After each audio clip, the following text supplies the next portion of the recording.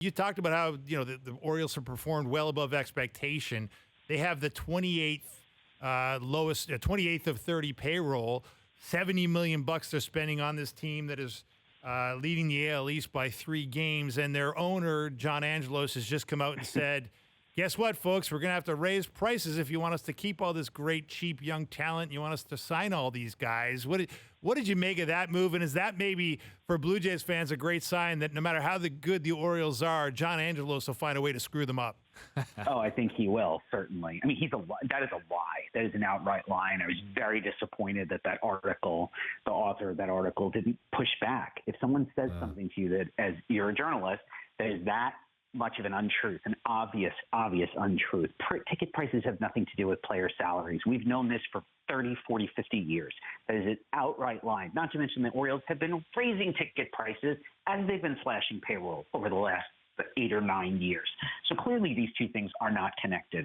And they clearly make enough money from their very lopsided TV contract that, of course, they could keep many of these guys. Maybe they won't keep every single one, but most clubs don't end up doing that. So Angelos is, on top of them suspending Kevin Brown, their TV announcer, for stating facts on air.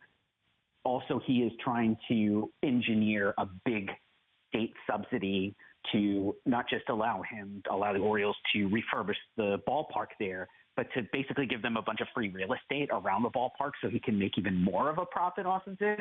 And every time that guy opens his mouth, it makes something worse.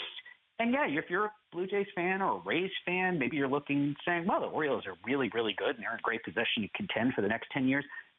But John Boyle screw it up. He is the classic failed son that we've seen all over sports.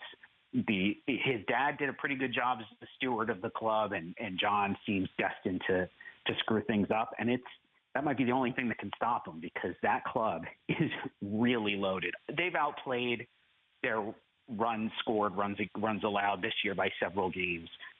But they still, even if you just go on what we call the Pythagorean record, you know what? They'd still probably be one of the 3 or 4 best teams in baseball. The lineup is loaded. The defense has gotten quite a bit better. The pitching is weak, but they did make a good move to go out and get Jack Flaherty to help their rotation down the stretch. They have more coming. There's more hitters coming.